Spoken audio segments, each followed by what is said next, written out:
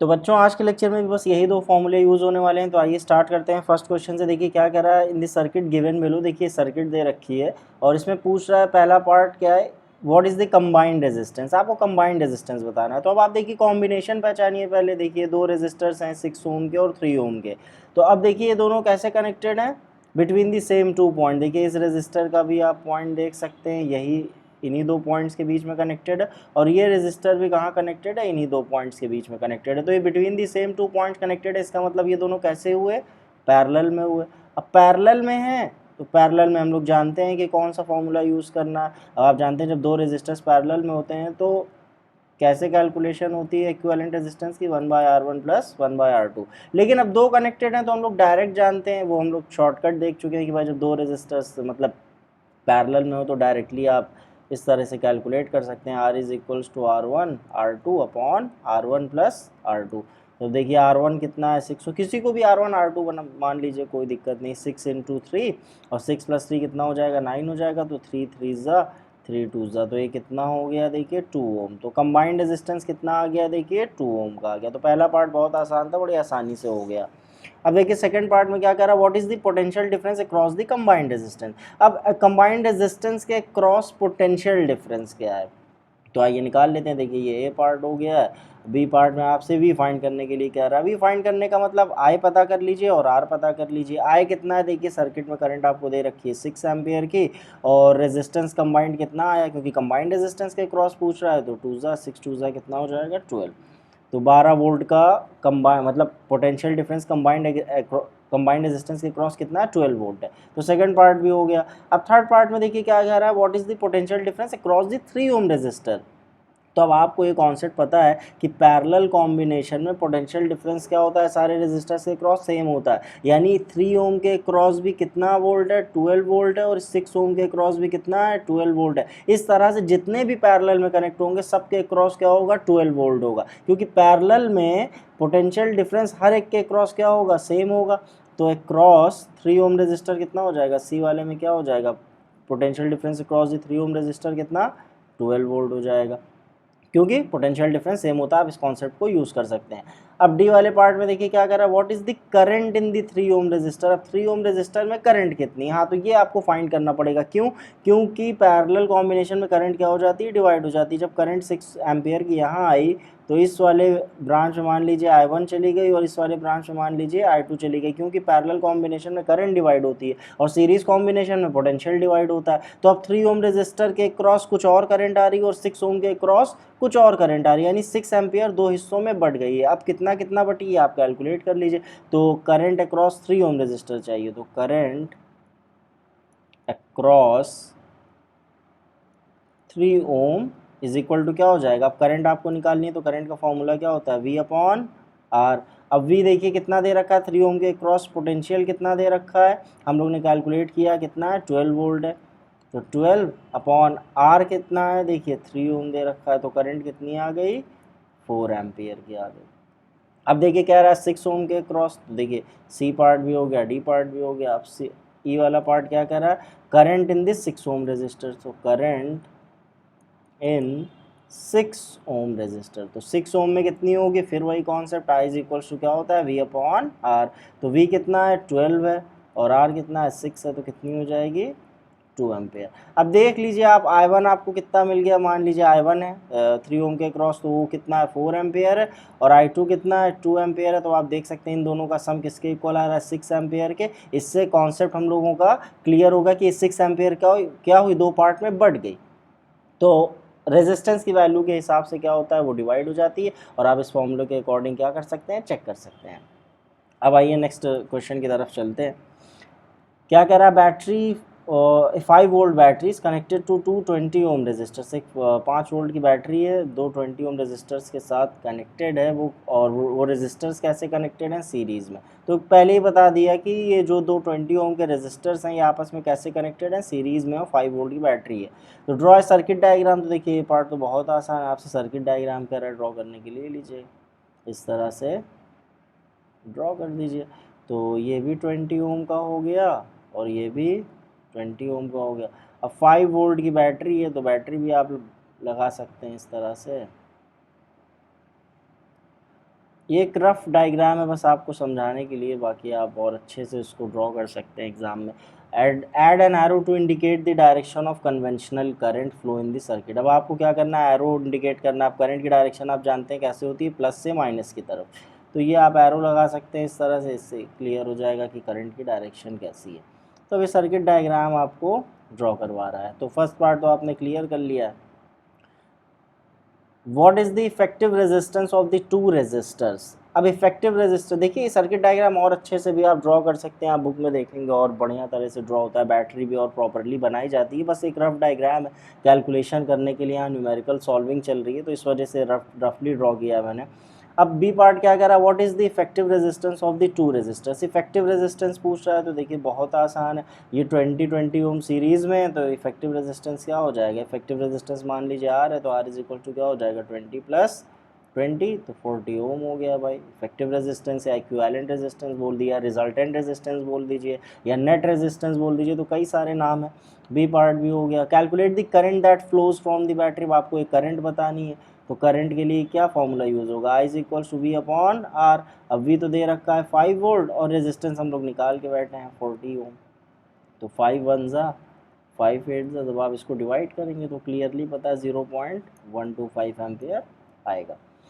तो करंट भी पता चल गया भैया। What is the potential difference across each resistor. हाँ देखिए, अब आपको ये समझना है कि भाई सीरीज कॉम्बिनेशन में पोटेंशियल डिफरेंस क्या होता है, अलग होता है। तो इसके अक्रॉस क्या होगा, V1 होगा, और इसके अक्रॉस V2, यानी ये जो 5 वोल्ट है दो हिस्सों में बट गया, एक V1 इसको मिल गया और एक V2 इसको मिल गया। अब क्योंकि रेजिस्टेंस दोनों का सेम है, तो दोनों पे दिख रहा है क्लियरली 2.5 वोल्ट 2.5 वोल्ट दोनों पे आया होगा, तो क्लियरली दिख रहा है। अब आप एक का फाइंड कर लीजिए, तो दूसरे की फाइंड करने की आपको ज़रूरत नहीं है। देखिए V1 आप फाइंड कर लीजिए, V1 = क्या हो जाएगा, I R, क्योंकि देखिए R भी सेम है, तो इसलिए R1 और R2 नहीं लिखा जा रहा है, क्योंकि दोनों का ही सेम है। या तो आप अपने समझने के लिए कर लीजिए, R1 कर लीजिए और इसको I1 कर लीजिए, कि R1 वाले में करंट I1 जा रही है, हालांकि दोनों में सेम जा रही है, तो आप I भी कर सकते हैं। देखिए नोटेशन है, अब आपको जिस तरह से मतलब सेट बैठ पड़े, जिस तरह से आपको ज़्यादा आसानी हो आप उस तरह से कर सकते हैं। तो करंट कितनी जा रही है देखिए 0.125 की, और इसकी वैल्यू कितनी है 20 है। तो आइए सॉल्व कर लेते हैं। 0.125 × 20, तो V1 है, तो अब देखिए एक 10 इधर मल्टीप्लाई हो जाएगा, तो क्या हो जाएगा 1.25 × 2, अब डिवाइड मल्टीप्लाई कर लीजिए, 2 5 ज़ा 10, 2 2 ज़ा 4, 5 2 1 ज़ा, तो देखिए क्लियरली दिख रहा था 2.5 वोल्ट आएगा, क्योंकि जब दोनों सेम है तो और आएगा ही क्या। तो देखिए 5 वोल्ट बढ़ गया 2.5 में 2.5 में, तो अक्रॉस ईच रजिस्टर पूछ रहा था। आप डायरेक्ट भी लिख सकते हो, इस तरह से कैलकुलेट करके दिखा सकते हैं। अब सही यही काम आप V2 के साथ करना चाहिए, तो वहाँ भी हो जाएगा। अब आइए नेक्स्ट क्वेश्चन की तरफ चलते हैं।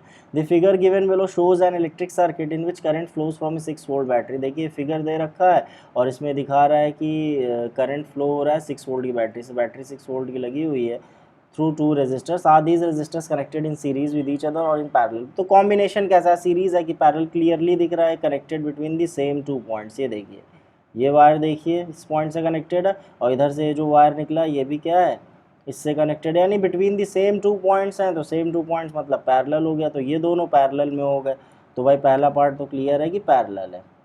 For each resistor state the potential difference across it. अब क्योंकि पैरेलल कॉम्बिनेशन में पोटेंशियल डिफरेंस सेम होती है, यानी ये 6 वोल्ट इस पर भी लगा हुआ है और ये 6 वोल्ट इस वाले पे भी लगा हुआ है, तो दोनों पे पोटेंशियल डिफरेंस कितने का है, 6 वोल्ट का है, दोनों पे 6 वोल्ट का है। क्लियर हो गया।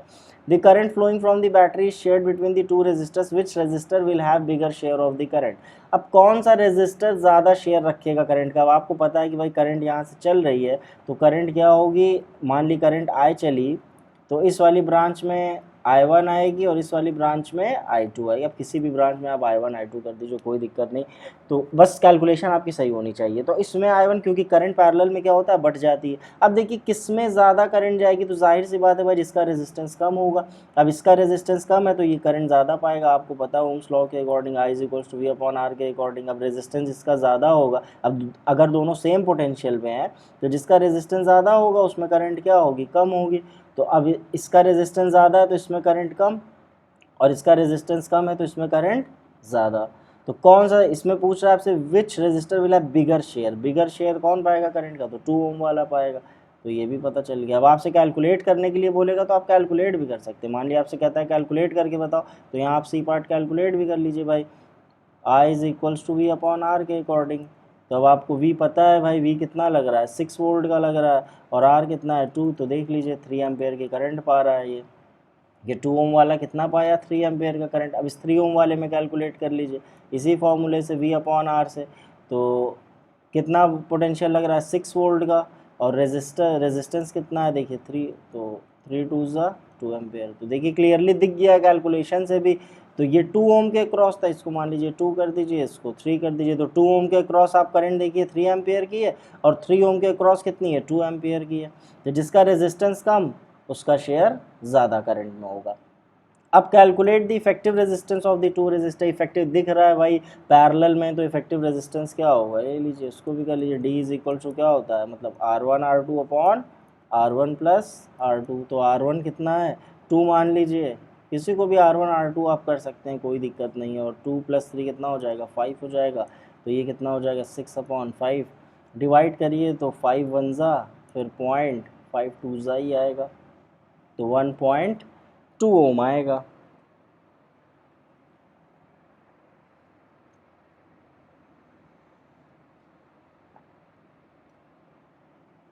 अब देखिए डी पार्ट भी हो गया। अब ई पार्ट में क्या कह रहा है, calculate the current that flows from the battery. अब बैटरी से कितनी करंट जा रही है आपको ये बताना, तो ये भी बहुत आसान है। E part I is equals to total current पूछ रहा है, वी अपॉन आर, तो वी कितना है 6 वोल्ट, और आर अभी निकाल के आए 1.2, डेसिमल हटा दीजिए तो 60/12 हो जाएगा, 12 5 ज़ा, तो ये 5 एम्पेयर की करंट सर्किट से निकल ली। देखिए ये भी कॉन्सेप्ट क्लियर हो गया। ये 5 एम्पेयर कितने हिस्सों में बट जा रहा है, 2 हिस्सों में, 3 एम्पेयर और 2 एम्पेयर में। अब जिसका रेजिस्टेंस ज़्यादा वो करंट कम पाएगा, जिसका रेजिस्टेंस कम वो करंट ज़्यादा पाएगा। तो ई पार्ट भी क्लियर हो गया। अब देखिए इसमें क्या कह रहा है, 4 ओम कॉयल एंड 2 ओम कॉयल। देखिए एक 4 ओम की कॉयल है, बनाते ही चलते हैं, आइए चलिए 4 ओम का कॉयल लगा दिया, ये 2 ओम की कॉयल लगा, सॉरी पैरेलल में कनेक्टेड है, पैरेलल में है, देखिए पैरेलल में है तो पैरेलल में जोड़ लेते हैं। आइए तो इससे समझ में आया कि जल्दीबाजी भी नहीं करनी है क्वेश्चन पढ़ने में, आप आराम से पढ़िए क्वेश्चन और ध्यान से देखिए, तो जल्दीबाजी में गड़बड़ भी हो सकती है। भाई पैरेलल में कनेक्ट कर दिया। What is their combined resistance, combined resistance बताना है आपको, तो एक काम करते हैं बैटरी लगा देते हैं भाई, प्लस माइनस, मान लीजिए 20 वोल्ट की बैटरी से कनेक्टेड, तो कंबाइंड रेजिस्टेंस बताना है, तो आइए कंबाइंड रेजिस्टेंस पता कर लेते हैं। R is equals to R1 plus R2। देखिए बार बार फॉर्मूला इसलिए लिख दे रहे हैं ताकि आपको याद हो जाए कि दो रेजिस्टर्स के लिए डायरेक्टली आप इस तरह से कर दीजिए, वो एलसीएम का झंझट खत्म हो जाएगा। 6 तो 2 3 ज़ा, तो कितना आ गया 4/3 ओम। अब a total current of 3 ampere passes through the coils. देखिए टोटल कितने मतलब एम्पेयर की करंट पास हो रही है 3 एम्पेयर की, मतलब ये बैटरी जो सप्लाई दे रहा है कितने की दे रहा है 3 एम्पेयर के करंट की। What current passes through the 2 ohm coil, 2 ohm coil से कितनी करंट पास हो रही है। देखिए 2 ओम कॉइल में हमको क्या पता करना है, करंट यानी आई पता करना है। आई पता करना है तो क्या पता होना चाहिए वी और आर। आर तो दे रखा है 2 ओम, वी पता कर लेते हैं। तो वी कैसे पता करेंगे भाई, पूरे बैटरी का मतलब पोटेंशियल पता कर लेते हैं, क्योंकि जो वी वोल्ट इस 2 ओम पे लग रहा है भाई 4 ओम पे लग रहा है, तो सेम ही लगेगा क्योंकि पैरेलल में। तो ये वी निकाल लेते हैं। तो वी कैसे निकलेगा, देखिए वी इज इक्वल्स टू कैसे निकलेगा आई आर से। करंट टोटल कितनी जा रही है 3 एम्पेयर की, रेजिस्टेंस सर्किट का कितना दे रखा है 4/3 ओम, तो 3 से 3 कैंसिल हो गया, 4 वोल्ट का, यानी ये तो पता चल गया कि बैटरी कितने वोल्ट की है 4 वोल्ट की है। अब देखिए 4 वोल्ट की बैटरी है तो इस पर भी कितना लग रहा है 4 वोल्ट लग रहा है, और इस पर भी कितना लग रहा है 4 वोल्ट लग रहा है। तो आपको लेकिन पता किससे करना है, 2 ओम कॉइल से पता करना है, 4 ओम वाले से नहीं पता करना। अगर 4 ओम से ही पता करना होता तो उसका भी जुगाड़ सेट था फिर। तो current passes through 2 ohm coil, तो current in 2 ohm coil, in 2 ohm coil तो कैसे निकालेंगे, I is equals to V upon R. तो वी अपॉन आर करेंगे आप, तो वी कितना है 4 है, और आर आप चाहें तो इसको R1 कर लीजिए या R2 कर लीजिए। 2 ओम वाले में तो R2 भी लिख सकते हैं, R1 R2 जो आपको नोटेशन सही लगे आप यूज़ कर सकते हैं। तो कितना है 2 ओम, बस जो आपने माना है जिसको R1 R2 कैलकुलेशन में आपको उसको ध्यान रखना पड़ेगा। अगर आपने इसको R1 माना है तो ध्यान रखिएगा ये R1 ही रहे, इसको R2 माना है तो ये मतलब वैल्यूज़ चेंज मत करिएगा। तो 2 2 ज़ा हो गया, तो 2 एम्पेयर की करंट, यानी कितनी करंट पास हो रही है 2 ओम कॉइल से 2 एम्पेयर की। मान लीजिए इसी क्वेश्चन में अगर 4 ओम से पास करवाता, जो 4 ओम से पास करवाता तो आप क्या करते 4 4 कर देते, तो 1 एम्पियर आता तो उससे क्लियर हो जाता कि 2 + 1 कितना हो रहा है 3 एम्पियर, और 3 एम्पियर की करंट टोटल पास हो रही है। क्योंकि देखिए पैरेलल में जैसे ही करंट यहाँ 3 एम्पियर की है तो इसको 2 रास्ते दिखे।